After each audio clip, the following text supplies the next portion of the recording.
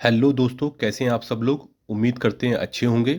दोस्तों, आज हम इस वीडियो में आईपीसी भारतीय दंड संहिता, जिसे इंडियन पिनल कोड 1860 भी कहा जाता है, इसके सेक्शन को ट्रिक से याद करने वाले हैं।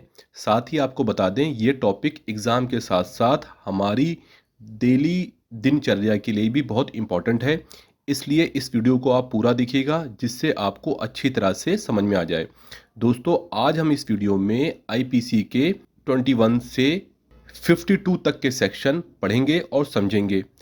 आपकी आसानी के लिए हमने इस वीडियो में सेक्शंस को हिंदी और इंग्लिश दोनों लैंग्वेजेस में समझाया है। तो दोस्तों, बिना टाइम वेस्ट करे वीडियो में आगे बढ़ते हैं। सेक्शन 21, जिसमें पब्लिक सर्वेंट के बारे में बताया गया है। थोड़ा आपको रिवाइज करा दें कि ये जो सेक्शन चल रहे हैं, इनमें डेफिनेशन बताई गई है कि आईपीसी के अंदर कोई वर्ड अगर यूज हुआ है, कोई शब्द यूज हुआ है, तो उसका क्या मतलब है।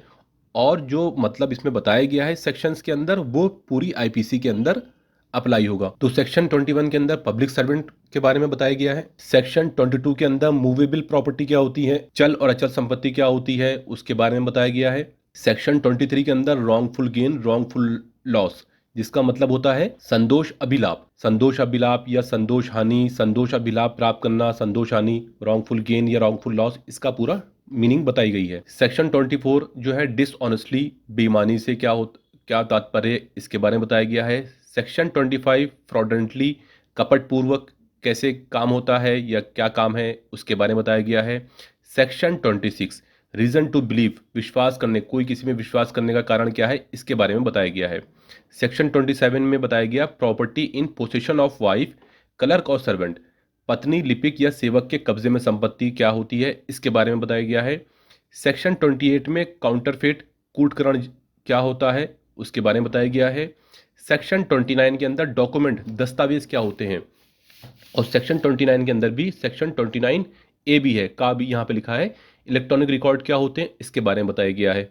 तो आपको फिर से रिवाइज कर दें कि जो डेफिनेशन इन सेक्शन में बताई गई है, वो पूरे आईपीसी के अंदर अप्लाई होगी। वो सेक्शन 30 के अंदर बताया गया है वैल्यूएबल सिक्योरिटी, मूल्यवान प्रतिभूति क्या होती है, ये आपको बताया गया है। सेक्शन 31 के अंदर बताया विल क्या होती है, ये बताया गया है। सेक्शन 32 के अंदर words referring to act include illegal omissions, कार्यों का निर्देश करने वाले शब्दों के अंतर्गत अवैध लोप आता है, इसके बारे में बताया गया है। सेक्शन 33 एक्ट, कोई कार्य क्या होता है या लोप क्या होता है, इसके बारे में बताया गया है। Section 34 acts done by several person in furtherance of common intention, कई लोगों ने, ये बहुत इंपॉर्टेंट है। सेक्शन 34 इस तरह इसलिए भी बहुत इंपॉर्टेंट हो जाता है क्योंकि ज़्यादातर आप पुलिस की एफआईआर देखेंगे, उसमें सेक्शन 34 लगा होता है कि act done by several person with common intention, यानी कई लोगों ने कोई कार्य मिलकर किया है और सबका जो नियति थी वो एक ही थी।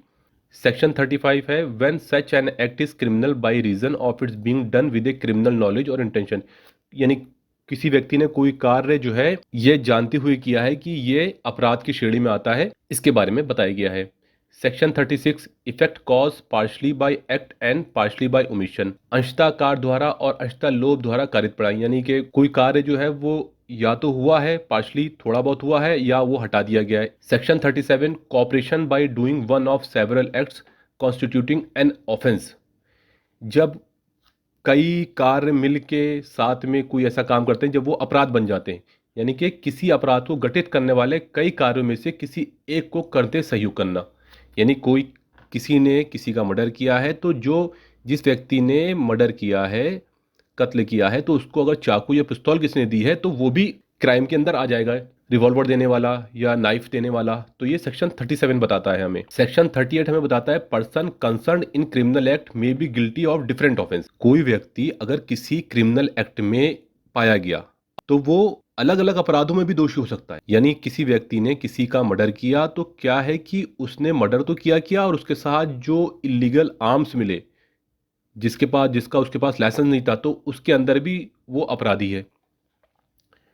सेक्शन 39 पर आता है वॉलंटरीली, ये वर्ड बहुत यूज होता है, वॉलंटरी यानी स्वेच्छा से काम, क्या काम हो रहा है, स्वेच्छा से किया हमने ये। जैसे देखेंगे आप बहुत जगह इवेंट होते रहते हैं तो वॉलंटियर्स होता है, तो वॉलंटियर्स जो है वॉलंटरीली से बना है, जो स्वेच्छा से काम कर रहा है, जिसके उसे पैसे नहीं मिल रहे।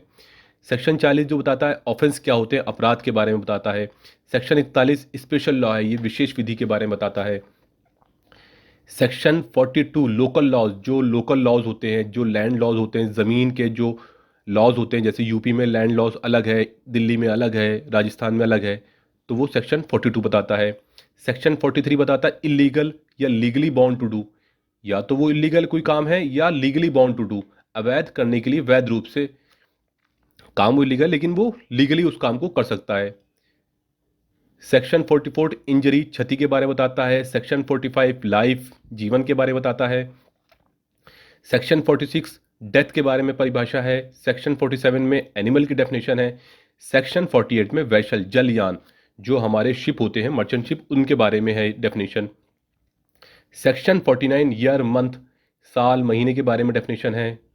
सेक्शन 50 के अंदर है सेक्शन, जो ये सेक्शन है उनके बारे में बताया गया है कि क्या क्या सेक्शन क्या होते हैं। सेक्शन 51 के अंदर ओथ, कोई शपथ ले रहा है तो उसके बारे में डेफिनेशन है। सेक्शन 52 के अंदर गुड फेथ, यानी कि सद्भावना, यानी आपने गुड फेथ अच्छे विचार से आपने कोई काम किया, और इसका जो है सेक्शन 52 ए भी है जिसमें हार्बर के बारे में बताया गया है। सेक्शन 52 के आगे के सेक्शन हमने इसकी अगली वीडियो में बताए हैं। सभी वीडियो का लिंक इसी वीडियो में नीचे डिस्क्रिप्शन में दिया गया है, आप उसे भी एक बार अवश्य देख लें।